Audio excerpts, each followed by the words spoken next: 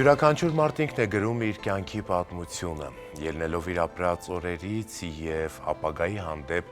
մեծ հույսեր ու ակնկալիքներ ունենալով։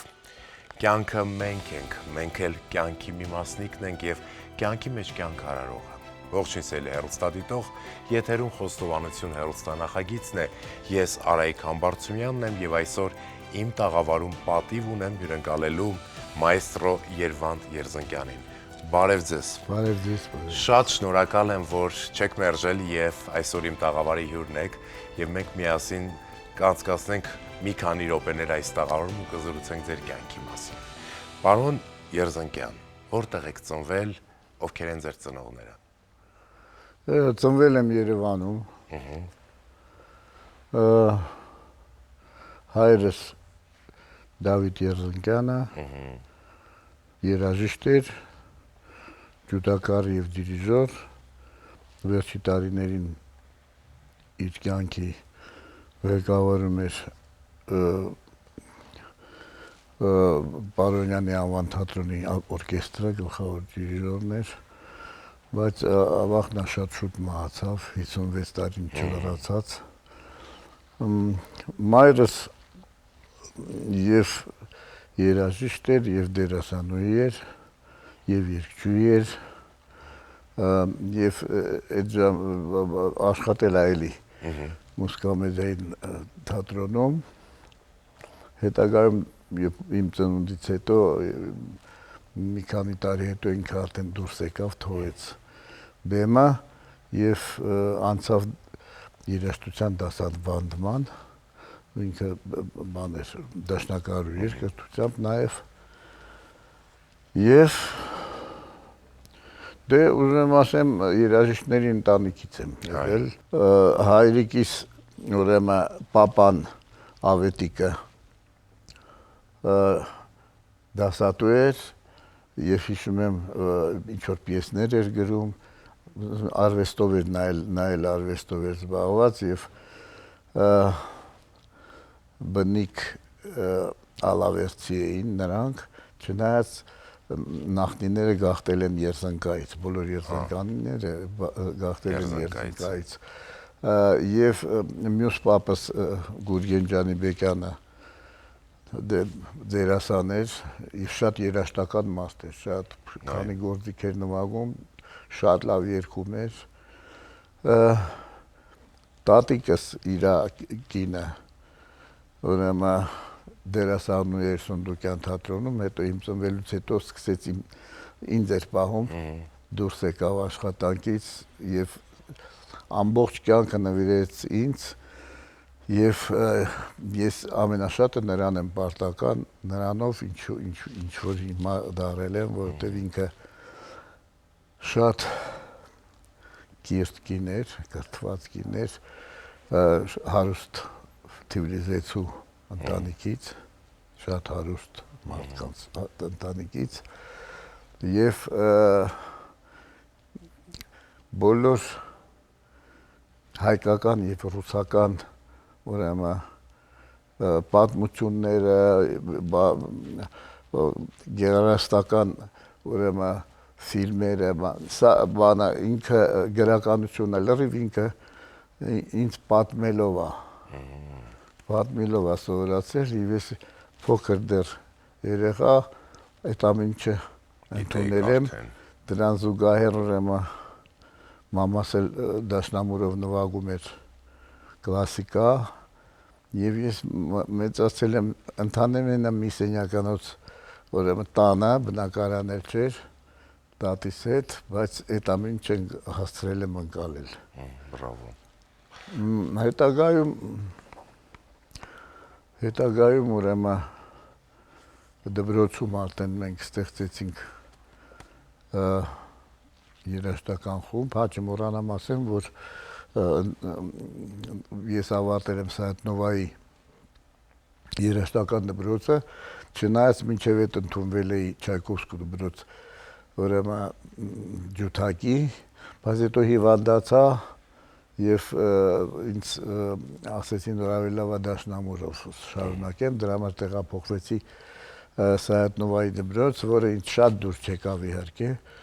բայց Սայաթ-Նովայի դպրոցն էլ լավը նրանով էր, որ հենց մեր տան դիմացն էր, առաջ Սայաթ-Նովա դպրոցը Աբովյանի վրա էր, Աոքսի դիմացի շենքում էր, իսկ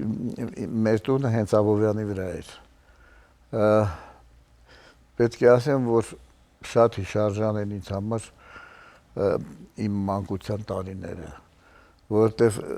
այդ բակը, որտեղ մենք ապրում էինք 7 ընտանիքով, ասես փակ բակ էր, եւ այդ 7 ընտանիքը փոքր խարխուլ տներ էին, մեկ կամ երկու սենյականոց, դա երևի հարուստի տուն ա եղել, հետո բաժանել են, մի քանիս բաժանել են, եւ այդ մի ընտանիքի նման ապրում էինք այնտեղ, ինչքան լավ ժամանակ ենք անցկացրել մանկությանը, ուրեմն դուրսը սեղան էր դրած, երեկոյան բոլորս նստում էին, բոլոր հարևանները նստում էին այդ մեծ սեղանին եւ ամեն մեկը իր ուտելիքներով, սամավար էր դրած, ուրեմն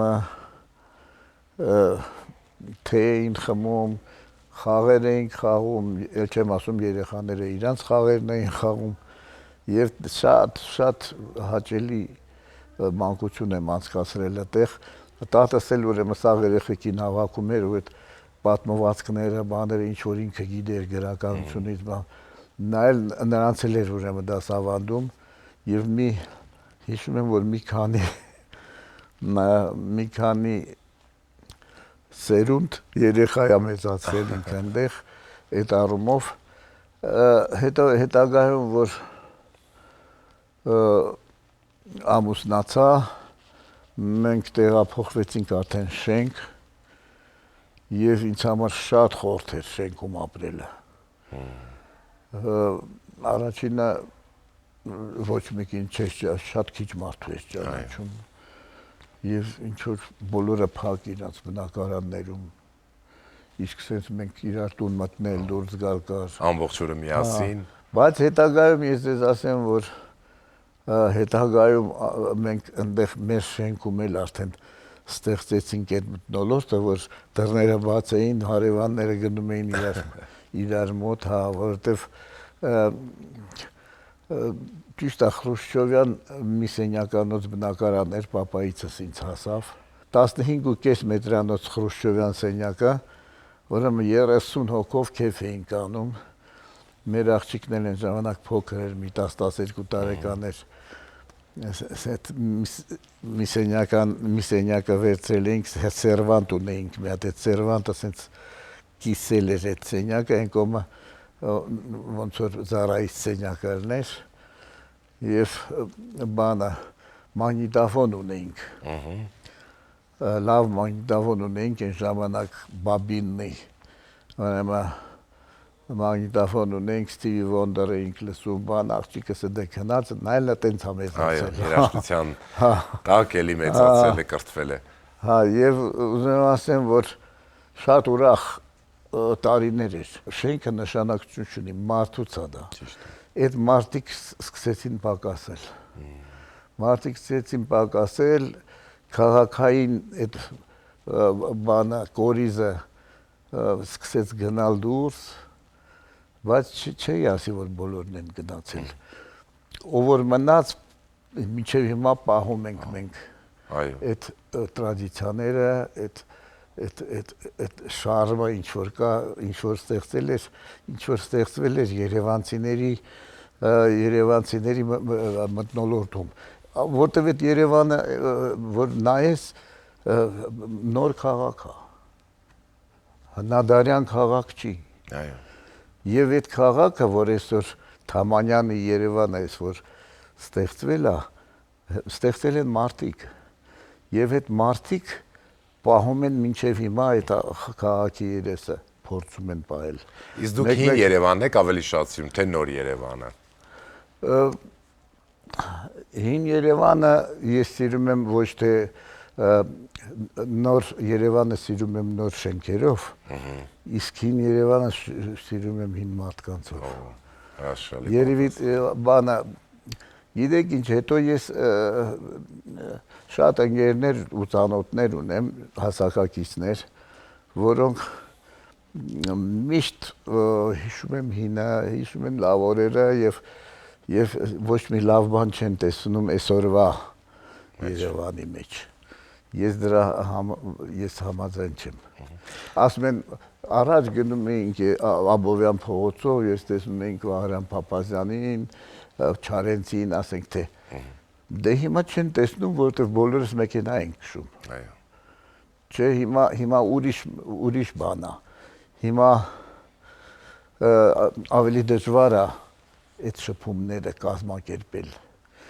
Հետո Երևանը լցվել է ուրիշ մարդկանցով, բայց մեկը այդ կորիզը մնում է եւ Երևանի տրադիցիաները մնում է։ Շատ ժամանակ ուզում են ինչ որ մի բան չի ստացվում մարդկանց մոտ, ինչ որ ուրիշ բան են ուզում մտցնեն, բայց մեկը չի ստացվում, որովհետեւ մեզանից հետո մեր երեխաներն են չէ գալիս։ Իհարկե։ Եվ հետո էլ գալու են իրանց երեխաները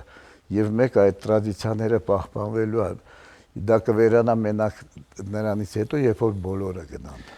բայց դա չի լինելու։ Մայստրո, մեր մայրաքաղաքի ամենաարևոտ ու ամենապայծառ գույներից մեկն էլ դուք եք։ Ձեր տեսակով, ձեր երաժշտական լինելով շոյված եմ։ Մեծ հարգանք ու սեր վայելող ամարդ եք եւ քանի որ խոսեցիք նաեւ այսպես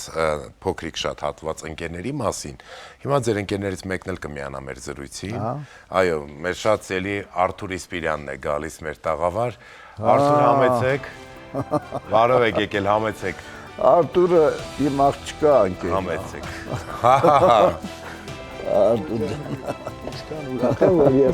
Արթուր, շնորհակալ ենք, որ եկել եք, համեցեք։ Ես եմ շնորհակալ, իմ համար մեծ պատիվ։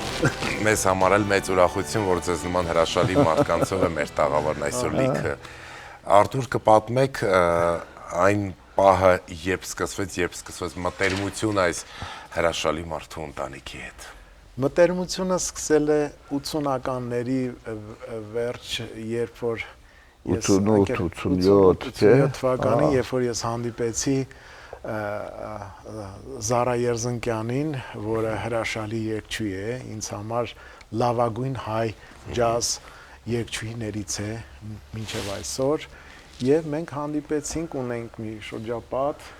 Գրիգոր Անտոնյան, Արաքսիա Մուշեղյանը, Իդան Ջանիբեկյան, եւ շատ ուրիշ հարաբերություններ էին մեր ժամանակ եւ սկսեցինք միասին երգել։ Երգեցինք եւ արդյունքում մենք գտանք մի երգ Դանա Շուր Հոսեֆ Ֆելիսիանո այդ դուետը մենք երգեցինք միասին,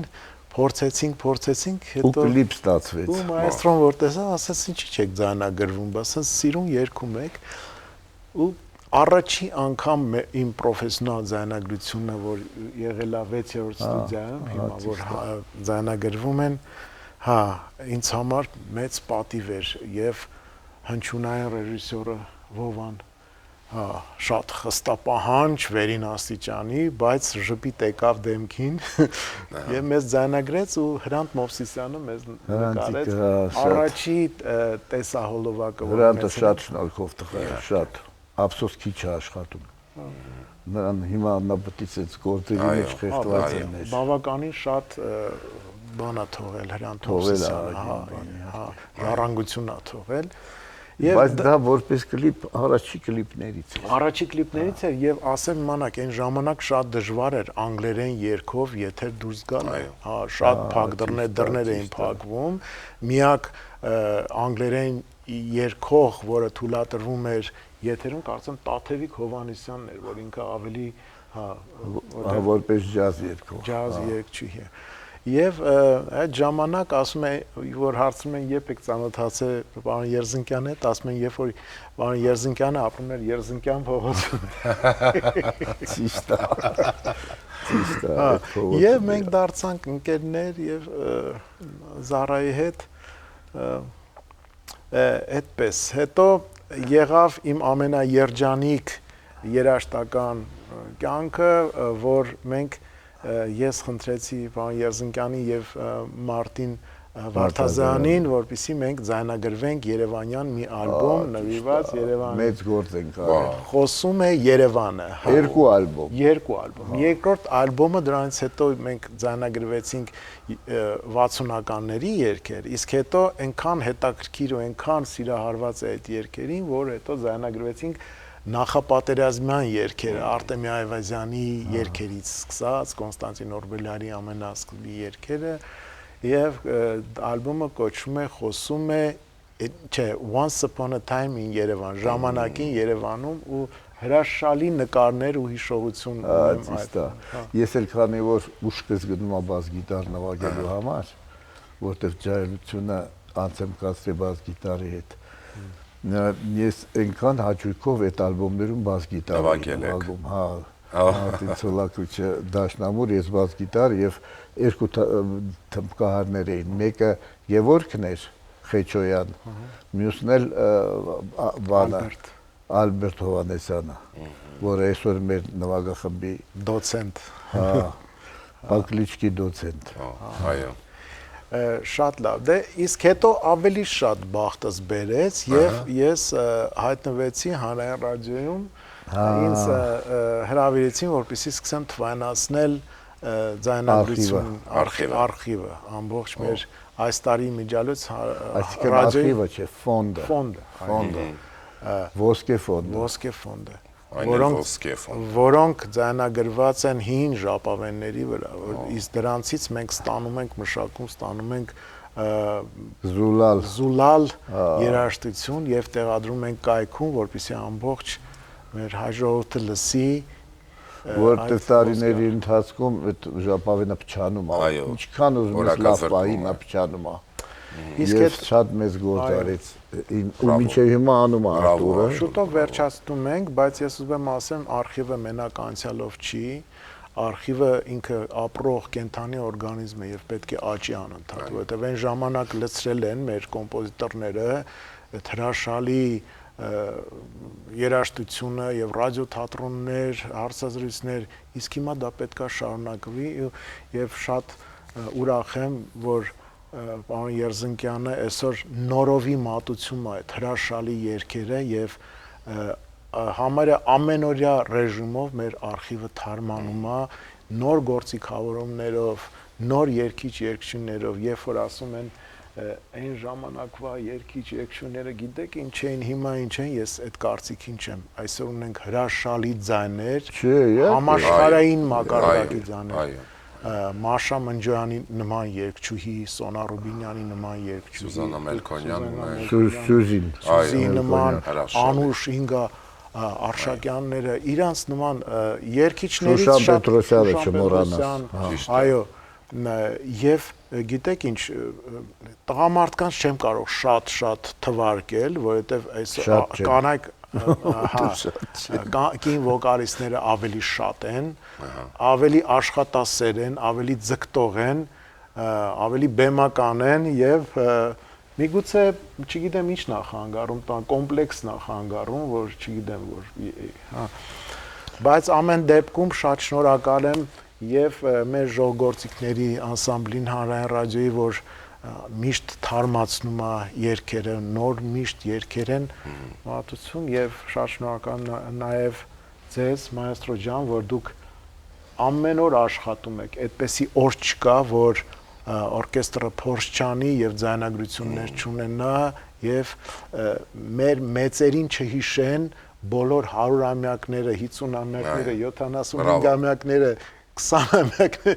բոլորը նշվում է ու բարձր մակարդակով։ Արթուր, միշտ մայստրոին տեսնում ենք բեմում,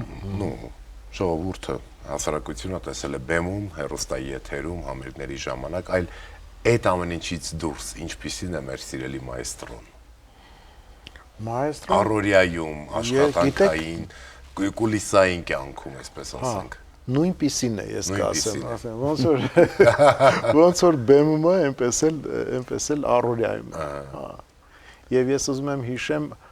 եւ ես ուզում եմ նշեմ, որ Երվանդ Երզինկյանը եղել է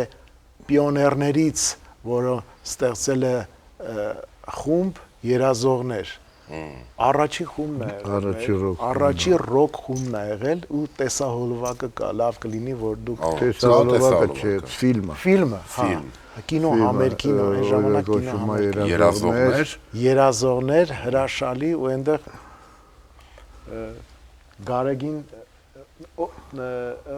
խումբը քանի հոգուց էր 5 հոգի էր Զավենը Սարգսյան երկու վոկալիստներ, վոկալիստներ որը Փարաջանովի թանգարանի տնօրենն էր հետագայում, Հրայրը Կոտոյան, որը ժուրնալիստ էր, բայց հիմա ապրում է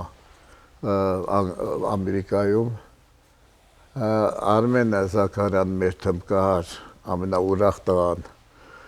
նա էլ հիմա Անգլիայում է, Հակոբ Պետրոսյանն էլ մահացել է, նա ստեղ էր ապրում եւ մնացել ենք մենք երեքով։ Ես Կոտոյան Հրայրը եւ Արմենը Զախարյան։ Բայց այդ խումբը իհարկե շատ հետ թողեց այն առումով, որ մենք ստեղծեցինք ուրեմն պրեցեդենտ, որ ու մեր կողքը միանգամից ստեղծվեցին ուրիշ խմբեր, օրինակ շատ լավ խումբեր կզարմանաս, այն ժամանակ մենք նվագում էինք Beatles, Բլիկները նվագում էին Rolling Stones։ Հիշում ես Բլիկները։ Շատ տաղանդավոր տղաներ էին միջալոց։ Հետո անցան տարիներ եւ ստեղծվեցին արդեն հետո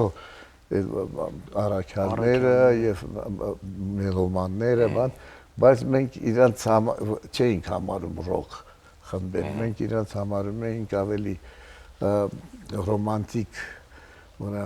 ուղղությամբ անսամբլներ։ Դե երիտասարդ էինք, բայց այն ժամանակ ինչն էր դուր եկան, որ բոլորը իրար սիրում էին, բոլորը լավ էին վերաբերվում, կոմերցիայի նշույլ չկար մեր գործունեության մեջ։ Իսկ հիմա հակառակն է։ Դե հիմա կյանքն է ստիպում, ուրիշ բան չես կարա, հիմա ուրիշ ձևի են մտածում երիտասարդները, շատ պրագմատիկ են իմիջալուց այսօրվա, լավն են, բայց շատ պրագմատիկ երևի դա ժամանակն է թելադրում։ Ու բիզնես միտք ունեն, գիտեք, բոլոր երգիչ-երգչուհիները, իրանք համ լավ երգչուհիներ են, երգիչներ են, համ էլ իրանք բիզնես տաղանդը զարգացել է իրանց։ Բայց Արտուրի խոսքը շարունակելով ուզում եմ ասեմ, որ երիտասարդությունը շատ տաղանդավոր է այսօրվա։ Հա, ես միշտ ասել եմ մի քիչ անդաստիրակ, բայց շատ տաղանդավոր։ Մարտին Ցոլակովի պես մարդ ունենք մեր կողքը։ Նա ուրեմն իր գիտելիքները եւ իր փափկությունը, իր մատուցելու ձևը, բան օրկեստրը նվագախումբը փաստորեն մենք ոչ միայն ղեկավարում ենք որպես երաժիշտներ, այլ որպես մանկավարժներ եւ դրա համար քանի սերունդ արդեն փոխվեց մեր մոտ, բայց մթնոլորտը մնացել է նույնը։ Դա շատ կարեւոր է։ Ամենաբարի մթնոլորտն է, ինչ որ ես երաժշտական կոլեկտիվների մեջ տեսել եմ, ինձ թվում է մեր մոտ համաձայն ես։ Այո, ընտանիքը, գիտեք ինչ, ընտանիքը դարձել, դուք տեսնեք ինչ ջերմություն կա։ Գումարը դնենք մի կողմ։ Ինչ գումար, գումար չկա, ջերմությունը, մարդկային հարաբերությունը ու ես ձեզ ասեմ իմ մայեստրոյի մոտ իմ ամենաշատ սիրած գծերից մեկը նա է, որ ինքը գնահատում է հին երաժիշտներին, այսինքն երբեք չի նեղացնում օրկեստրի երաժիշտներին, որոնք արդեն երկար տարիներ են աշխատել, հա, ուրիշ վերաբերմունք է իրանց նկատմամբ։ Հա, դե հետո այս վերջերս շատ կորուստներ ունեցան։ Այո։ Նվագախմբում կորուստներ ունեցանք եւ այդ երիտասարդները եւ ավելի մի քիչ մեծ հասակները նրանք հասկանում են, որ եթե իրանք չհարգեն մեծերին, հետո իրանք հարգող չի, որտեղ իրանք էլ են մեծանալու։ Իհարկե։ Եվ այդ բանը, այդ process-ը իրանք մեծանալու շատ արագ է անցնում իմիջիայլոց։ 17-18 տարեկանները սկսում են ինչ-որ բաներ անել մեծերի համար, չհասկանալով, Բայց հետո դառնում են 30 ընդամենը տարեկան եւ արդեն մի անգամից սկսում են հասկանալ, որ իրանք արդեն 30 են, իսկ այն 18-ները իրանց են մի քիչ ուպտալի արդեն։ Դե այդ Կյանքի բումերանգի կանոններն են այստեղ արդեն։ Ահա։ Արթուր, շատ շնորհակալ ենք ձեզ, որ եկաք Ես եմ միացաք։ շնորհակալ, ինձ համար մեծ պատիվ էր, ես չէի սպասում, որ այսօր կարող է ես ընտրվեմ այն։ Այո։ Իսկ ես շատ ուրախ եմ, որ հենց դու ես։ Ահա։ Կարևորը մայստրո ջան ձեր սրտով է։ Բանը լավ է, երիտասարդն է։ Այո։ Իհարկե կարող էին բան մեծահասակ մի քանի հոգու նստածներին եւ նրանք ինձ գովեին բանային, բայց այդ արդեն այդքան հետաքրքիր չի, որ դա ամեն ինչ եղել է արդեն։ Իսկ Արտուրը երիտասարդ է, Այո։ ինձ համար։ Եվ հայացքները եւս ուղիղ Չէ, հետո ես պետք է մի երկու խոսքեր ասեմ, որ Արտուրը հիվանդ է։ Ինքը լավ իմաստով հիվանդ է, որ ինքը այսօր էլ գնացել եմ, էլ ինչ որ մարդիկ ա բերել ռադիոն ցուցատալից, ֆոնդը, բանը, հայ ինչ որ զբաղված է պրոպագանդայով եւ այս մեր փաստորեն հանրային ռադիոյի շենքը դարել է արվեստի կենտրոն։ Դա մենակ ռադիոյի շենք չի, որովհետեւ բոլոր ուսանողները կոնսերվատորիայի ջազային բաժնի ընդեղ են սովորում, մեր մոտ են գալիս, նվագախմբի հետ երգում են, մինչարոց նվագախմբի հետ անվճար, նվագախմբը անվճար դրան գնում է, որովհետև գիտի, որ դա երաժշտության համար է, երաժշտության զարգացման համար է, և դա ինչ-որ տենց խոսքեր չեն բարձր, դա այն է, ինչ-որ կա, և շատ ուրախ եմ, որ Արտուրը այսօր ստեղ է։ Շնորհակալ ենք Արտուր։ Շնորհակալություն, այս տարի մեծ տոն է հանրային ռադիոյի 100-ամյակն է եւ մայստրոն մեծ աշխատանք ունի անելու այս տոնելու 100-ամյակը, համերգներ, տարբեր տեղեր եւ նոր ձայնագրություններ։ Սիրով, շատ շնորհակալ ենք։ Ես եմ շնորհակալ։ Սելի հեռուստադիտող, մենք հիմա կարճատև դադար կվերցնենք, որից հետո կվերադառնանք ու կշարունակենք մեր եթերը։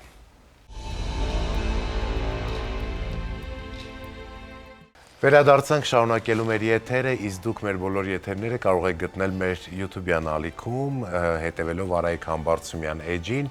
թողնել ձեր մեկնաբանությունները նաև այնտեղ, իսկ ես ուզում եմ բոլորիդ ասել շնորհակալ եմ, որ մեզ հետևում եք եւ հեռուստաեթերից եւ մեր on-line հարթակներից։ Մայստրո, մի փոքր էլ խոսենք ձեր ընտանիքի մասին, որտեղ ծանոթացաք ձեր կնոջ հետ, եւ ինչպես եղավ այն խայծը, ոնց են մարդիկ կյանքում զգում այդ սիրո քիմիան։ Սովորում էի պոլիտեխնիկ ինստիտուտում, այնտեղ մենք ստեղծեցինք այդ երազողներ խումբը։ Պետք է ասեմ, որ բավականին վատ էի սովորում, որովհետեւ երաժշտությամբ էինք զբաղված, իսկ պոլիտեխնիկը շատ ծանր ինստիտուտ է սովորելու համար, ամենածանրն է։ Ինչ որ ես գիտեմ, ամենածանրն է։ Եվ այնտեղ ես զուգահեռ մի հատ խումբ էի հավաքել, ուրիշ խումբ, վոկալ ինստրումենտալ անսամբլ էր, որտեղ մի հատ աղջիկ եկավ, ասեց կարելի է ես էլ գամ ձեր մոտ երգեմ, եւ այդտեղ ասացի արի մի հատ տեսնենք ինչ ես երգում։ Երգեց եւ ես իրան ընդունեցի եւ այդտեղից մենք ուրեմն այդ կայծը, որ ասում եմ այդտեղից հետո մոտ դա 69 թիվներ, իսկ 70 թվին մենք ամուսնացանք և 71-ին ծնվեց մեր աղջիկը Զարան և մենք արդեն այն օրը հաշվում էինք, կովիդը մեզ իհարկե խանգարեց, որ մենք նշենք 50-ամյակը մեր համատեղ կյանքի, բայց նաև բաց թողեցինք 55-ը, այս տարի 56 տարի է, որ մենք իրար հետ ենք,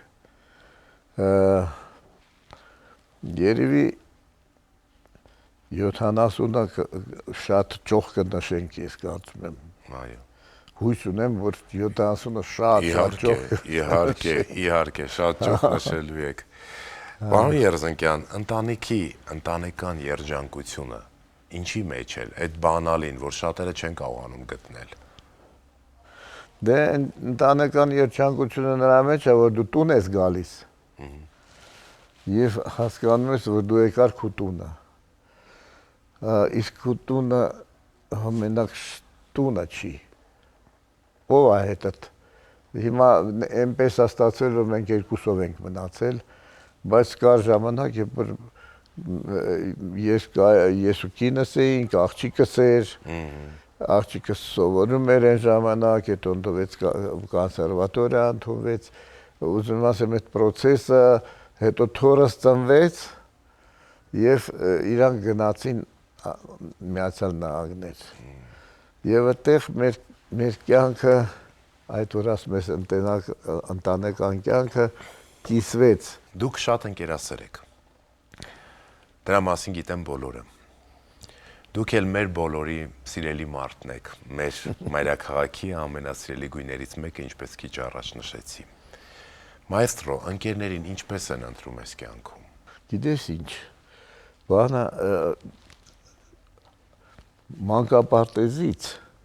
մանկապարտեզից արդեն սկսում ես նույնիսկ մանկապարտեզից դու ինչ որ մեկի հետ ընկերանում ես։ Եվ այդ ընկերությունը դեռ մանուկ հասակում այդքան խելք չունենք, որ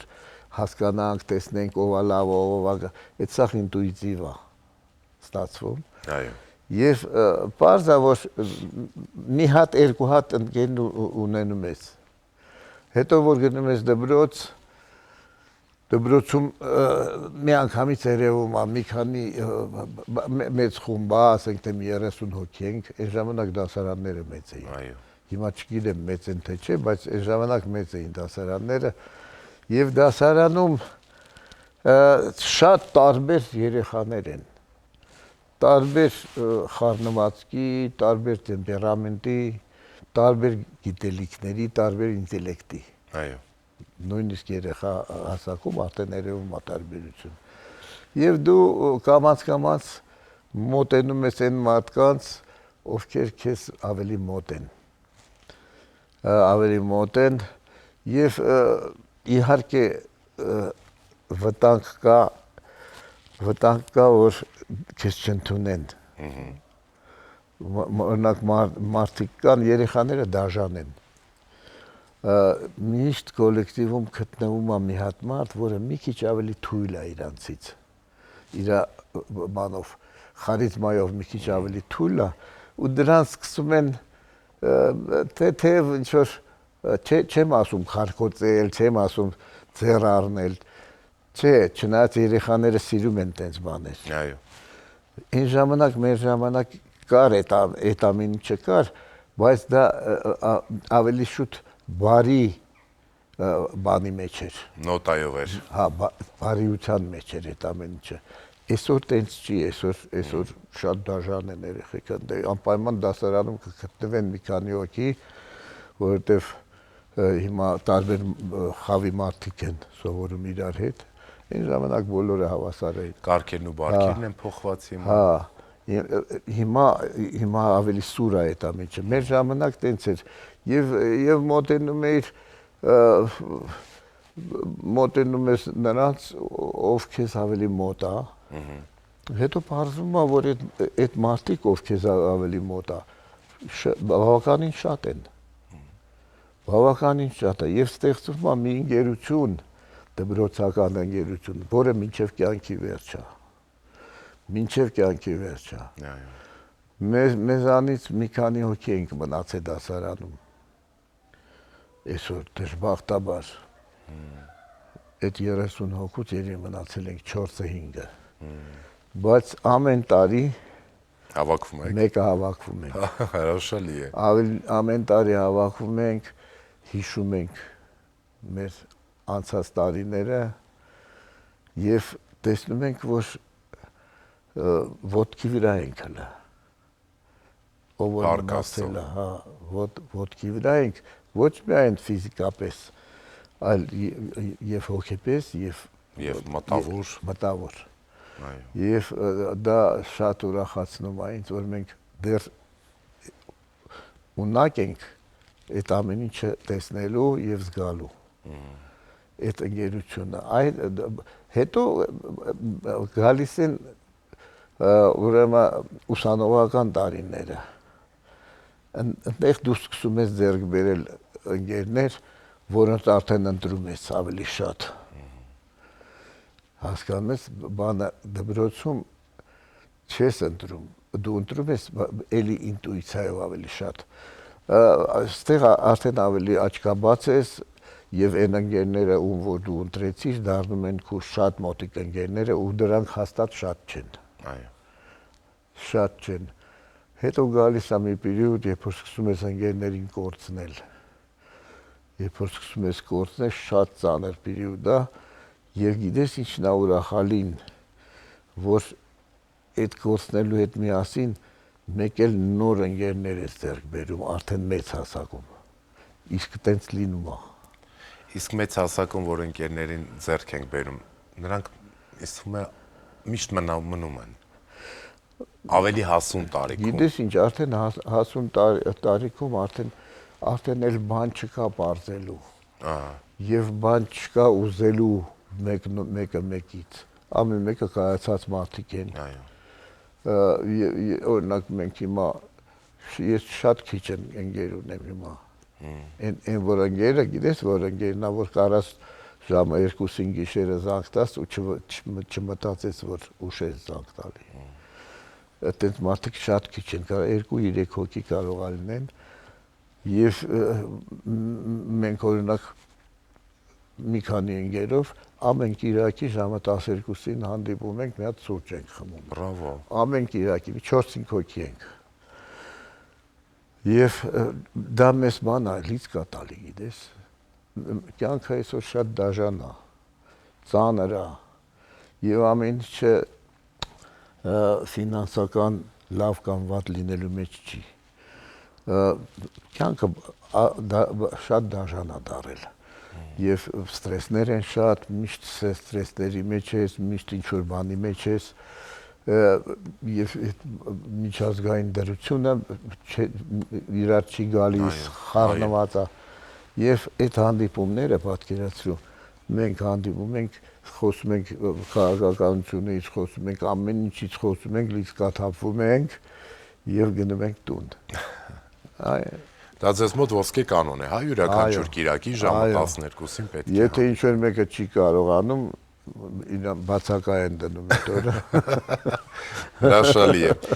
Մայստրո, մենք ապրում ենք եւ մեզ հետ հավասար ապրում է մեր կողքին նաեւ կարոտը։ Կարոտը բոլորի սրտում է։ Չկա մի մարդ, որ իր կյանքում կարոտ չունենա։ Ինչ է ձեր կարոտի անունը։ Ես իմ երեխաներին եմ կարոտում, այսինքն երեխաներին մի հատ երեխա ունեմ, մի հատ էլ թող, բայց ինքը իրանք իմ երեխաներն են։ Ես իրանց եմ կարոտում։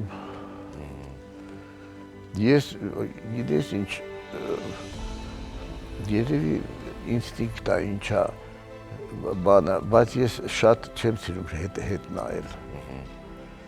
Ավելի շատ առաջ եմ ուզում նայել, որովհետև քանի որ առողջություն կա, հարկավոր է առաջ գնալ։ Լինի դա արվեստում, լինի դա ֆիզիկապես, լինի դա ամեն ինչի մեջ։ Միշտ առաջ պետք է նայել, գնահատելով հինը իհարկե, բայց հնի մեջ խրվելը ոնց որ շատերն են անում, դա ճանապարհ չի, այտենց իրանք շուտ են ծերանում են այդպես մարդիկ, իսկ դու փորձում ես քեզ երիտասարդ զգաս։ Դուք այսպես պատասխաններ եք տալիս ու ես փորձում եմ ամբողջը հիշել, որովհետև բոլորը կարծես թե նոր գրվող աֆորիզմներ լինեն, մայստրո։ Շնորհակալ եմ շատ։ Շատ խորքային գեղեցիկ խոսքերի ու պատասխանների համար։ Եվս մեկ հարց ու մենք արդեն կանցնենք նամակին։ Եթե չլիներ մեր կյանքում սերը, այն սիրո հրաշքը, որը միշտ եկել է, սերնդեսերունդ փոխանցվում է սերը, ինչ կկատարվեր մեզ հետ սիրո բացակայության դեպքում մեր կյանքում, ինչ կլիներ։ Ես չգիտեմ ինչ կլիներ, բայց հաստատ գիտեմ, որ մենակ սերը չի, ամենակարևորը, որ առանց հումոր չի կարելի ապրել։ Մարդուն փրկում է հումորը, հումորի զգացումը եւ դա թույլ է տալիս, որ դու կարողանաս ապրես։ Կարողանաս ապրես, այնքան դժվար է այն մարդկանց հետ, որին ինչ-որ մի հատ հումորով հարց ես տալի, ինքը քեզ ուղիղ է պատասխանում ու նույնիսկ նեղանում է քեզանից։ Հասկանես ու հումորի զգացում չունի եւ շատ դժվար է այդպես մարդկանց հետ շփվելը։ Իսկ սերը ամեն ինչի բանն է, սկիզբն է։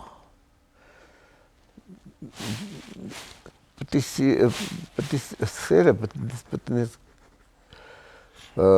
հասնի մինչև գժական ցենց վիճակների մեկ-մեկ, որտեվ այս ժամանակ է ծնվում ինչ-որ մի կարևոր բան։ Այն մարդիկ, որոնք նույնիսկ սիրում են ինչ-որ սերը կա, բան, բայց ավելի նենց հանգիստ մարդիկ են, իրանք մի քիչ ավելի ֆլեգմատիկ, նրանց համար մի քիչ ավելի դժվար է ինձ թվում, չնայած իրանք էլ իրանց կյանքն են ապրում։ Այո։ Հա, բայց ինձ համար դանդաղաշարժ մարդկանց հետ շփվելը շատ դժվար է, որովհետև բանը դանդաղ խոսում հաց չի կարող վերջացնի խոսքը։ Այո։ Այդպես հեռախոսով խոսողներ կան, չէ՞, որ հաց խոսում ես հաց։ Կարծես թե կյանքի ռիթմից հետ ընկած լինեն։ Չէ, իրանք էլ չեն կարող Այո։ բանը վերջացնեն խոսակցությունը։ Բայց դուք արդեն միտքը հասկացել եք, չէ՞։ Հա, բայց սերը ամեն ինչի սկիզբն է։ Բանը դրա մասին պետք չի ինչ-որ անպագորգոր խոսքեր ասել, որովհետև այնքան է ասված, բայց կոնկրետ պրագմատիկ այդ է։ Շնորհակալ եմ։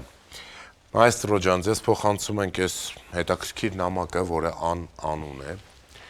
Ձեզ համար կարևոր ու հարազատ մարդկանցից մեկն է նամակը գրել։ Միայն պիտի խնդրենք բացեք ու բարձրաձայն կարդաք, որպեսզի հետո վերլուծենք ու հասկանանք ով է նամակի հեղինակը։ Իսկապես կարդամ։ Այո։ Իմ սիրելի ու իմ հարազատ ընկեր դրան տարիները սավառնեցին մեր գլխի վրայով, թողնելով սպիտակ թելեր մեր մազերի մեջ, բայց ոչ դու կորցրեցիր քո երիտասարդ տղա տեսակը, ոչ էլ կորցրեցիր իմ խենթ ու խելայեղ տեսակը, խելար տեսակը, եւ այս երկար ինչ էլ մանր է տպածը, եւ այս երկար տարիների ընթացքում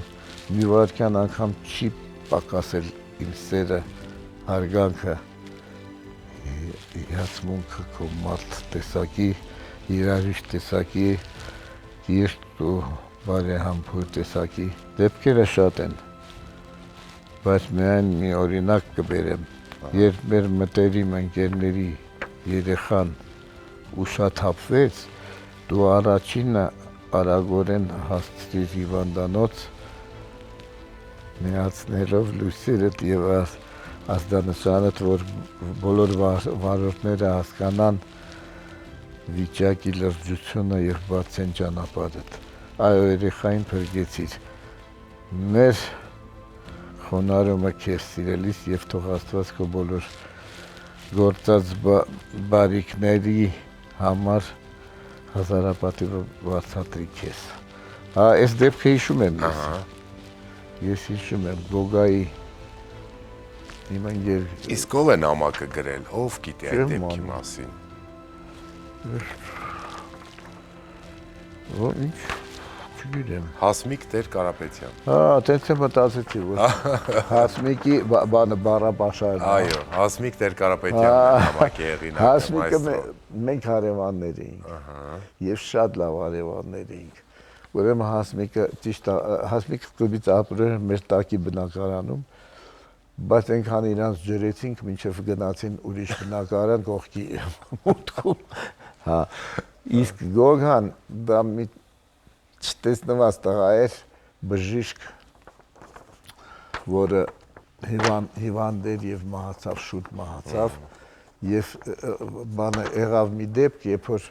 վազեց եկավ մեր տուն, մի հարկ ներքև էր ապրում, ասեց, որ երեխան ուշագնաց ա եղել, ինքն էլ իրան կորցրել էր բժիշկ լինելով, ուրեմն բռնեցինք այդ երեխային, այնց արագությամբ եմ քշել հիվանդանոց,